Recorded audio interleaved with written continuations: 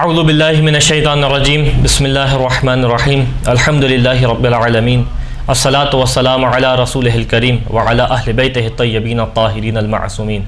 اللہم صل علی محمد وآل محمد۔ قرآن کریم میں جہاں شعراء کے بارے میں گفتگو کی ہے وہیں شعراء کی دو اقسام بیان کی ہیں۔ ایک وہ قسم ہے شعراء کی کہ جن کی پیروی گمراہ لوگ کرتے ہیں، اور وہیں ایک قسم وہ ہے شعراء کی جو اللہ پہ ایمان لاتے ہیں، اور اسی کے لیے قرآن نے عجیب انداز سے فرمایا کہ وَالشُّعْرَاءُ يَتَّبِعُهُمُ الْغَاوُونَ، کہ شعراء تو وہ ہیں کہ جن کی پیروی گمراہ لوگ کرتے ہیں۔ أَلَمْ تَرَ أَنَّهُمْ فِي كُلِّ وَادٍ يَهِيمُونَ، کہ اے حبیب آپ نہیں دیکھتے کہ یہ شعراء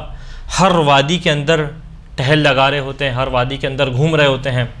وَأَنَّهُمْ يَقُولُونَ مَا لَا يَفْعَلُونَ، اور یہ وہ باتیں کہتے ہیں جس پہ خود بھی عمل نہیں کرتے، یعنی ایک اس قسم کی کیفیت بیان کی جا رہی ہے شعراء کی۔ لیکن اس کے بعد دوسری قسم پہ خدا آیا کہ إِلَّا الَّذِينَ آمَنُوا وَعَمِلُوا الصَّالِحَاتِ وَذَكَرُوا اللَّهَ كَثِيرًا، سوائے ان لوگوں کے کہ جو ایمان لے کے آتے ہیں، جو نیک اعمال انجام دیتے ہیں، وَذَكَرُوا اللَّهَ كَثِيرًا، اور اللہ کا کثیر ذکر کرتے ہیں۔ یعنی قرآن کی روح سے شعراء کی دو اقسام ہیں، ایک وہ کہ جن کی پیروی نہیں کرنی، لیکن ایک وہ ہے کہ جن کی پیروی کرنی ہے بلکہ نمونہ بھی بن سکتے ہیں۔ اسی سلسلے میں جس گفتگو کرنے کا ارادہ کیا وہ امام حسین کے لیے کہے جانے والے اشعار اور ان شعراء کی اہمیت کیا ہے۔ دو روایات ہیں جو آپ کے سامنے پیش کرنے کا ارادہ کیا کہ جس میں اندازہ ہوتا ہے کہ یہ جو امام حسین کے لیے کہنے والا شاعر ہے، امام حسین کے غم میں اشعار کہنے والا ہے، یہ ان شعراء کے مقابل میں نہیں ہے، اور یہ ان شعراء کے صف میں کھڑا نہیں کیا جائے گا کہ جو شعراء کی قرآن مذمت کرتا ہے۔ اور کس انداز سے روایت ہے چھٹے امام سے، امام جعفر صادق علیہ الصلوۃ والسلام کیا فرماتے ہیں کہ من انشد فی الحسین بیت شعر، کہ دیکھو جو بھی امام حسین کے لیے شعر کا ایک بیت کا ہے، یعنی دو مصرے کا ہے، فبقا او ابقا عشرہ، اور اس کہنے کے بعد خود بھی گریہ کرے اور جب لوگوں کو یہ سنائے تو 10 لوگوں کو گریہ کرائے،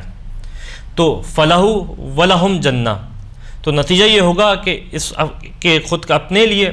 اور جن لوگوں کو یہ گریہ کرا رہا ہے ان سب کے لیے جنت واجب ہو جائے گی۔ اس کے بعد فرماتے ہیں کہ ومن انشد فی الحسین بیتا فبکا وابکا تسعا، کہ جو امام حسین کے غم میں، امام حسین کی مصیبت میں شعر کہے اور اس کے بعد خود بھی گریہ کرے اور 9 لوگوں کو گریہ کرائے، تو فلہ ولہم الجنہ، تو اس کے لیے بھی جنت واجب ہے، اور ان 9 لوگوں کے لیے جن کو یہ گریہ کرا رہے ہیں ان کے اوپر بھی جنت ہے۔ روایت بیان کرتی ہے کہ امام ایک ایک کر کے تعداد کم کرتے رہے، پہلے 10 بیان کیا، پھر 9، پھر 7، پھر 8، اس طریقے سے کرتے کرتے یہاں تک اس مقام پہ آئے کہ من انشد فی الحسین بیتا فبقا، جو امام حسین کے لیے شعر کہے امام حسین کے غم میں اور اس کے بعد خود گریہ کرے، کسی کو رلائے نہیں، صرف اپنا شعر پڑھے اور گریہ کرے۔ اور راوی کہتا ہے وَعَذَنُّهُ قَالَ اَوْ تَبَاكَ، کہ راوی کہتا ہے کہ مجھے ایسا گمان ہوا کہ امام نے کہا کہ خود گریہ کرے، اور اگر گریہ نہیں آتا تو امام حسین کے گریے کے جیسی شکل بنائے، کوشش کرے اپنے اوپر اس کیفیت کو طاری کرنے کی، تو نتیجہ کیا ہوگا؟ فلاح الجنہ، اس شخص کے لیے جنت واجب ہو جائے گی۔ یعنی اگر دنیا کی باتوں کے لیے اشعار کہے جائیں اور گمراہ کن اشعار کہے جائیں تو قرآن کہتا ہے کہ یہ ان کی پیروی گمراہ لوگ کرتے ہیں، لیکن اگر امام حسین کے غم میں اشعار کہے جائیں تو اس کو روایات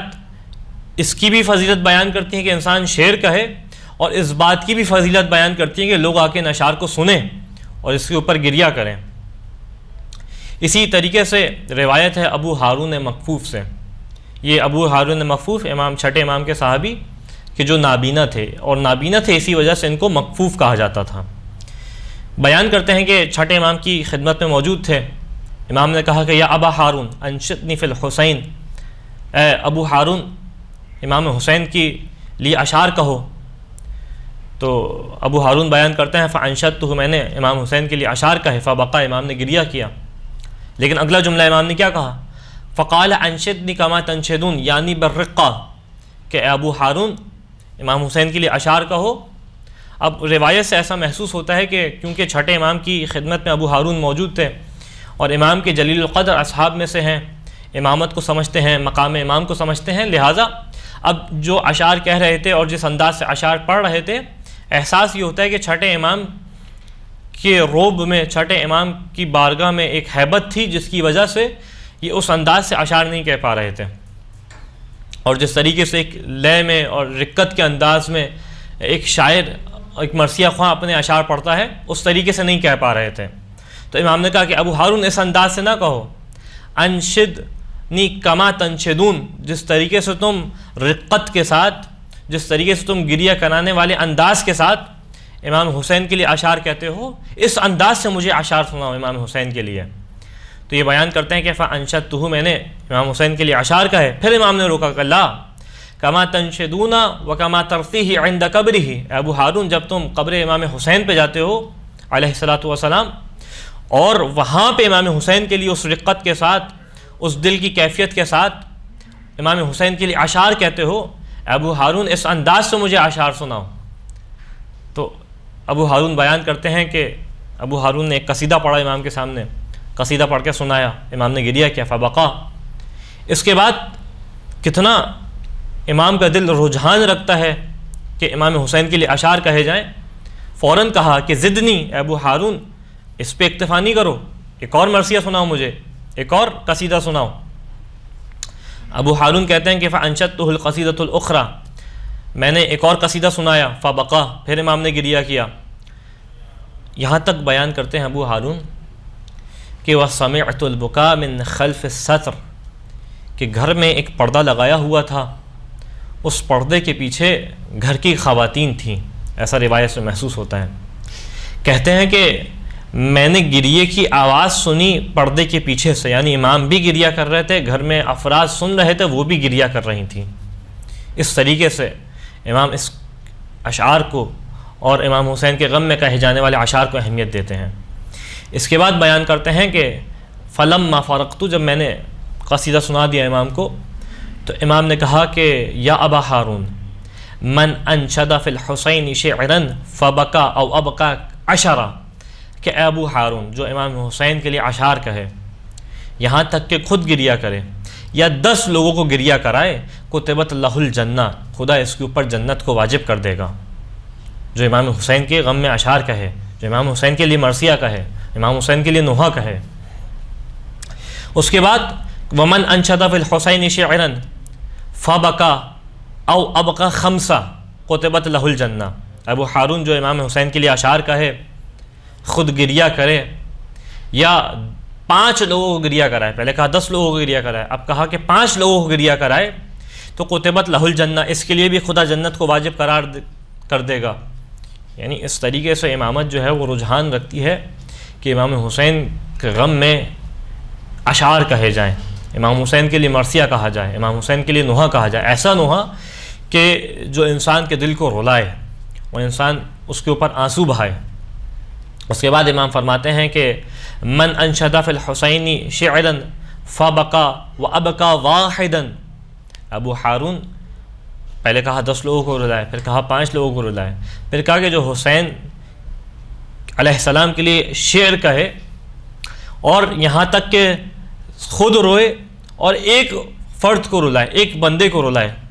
کتبت لہم الجنہ، ان دونوں کے لیے خدا جنت کو واجب قرار دے گا۔ اس کے بعد فرماتے ہیں کہ من ذکر الحسین عندہ، کہ جس کے سامنے آقا حسین کا تذکرہ کیا جائے، فخرج من عینہ من الدموع مقدار جناح الذباب، اور نتیجہ یہ ہو کہ جب اس کے سامنے آقا حسین کی مصیبت کا ذکر کیا جائے تو اس کی آنکھوں سے مکھی کے پر کے برابر آنسو آ جائیں، مکھی کے پر کے برابر۔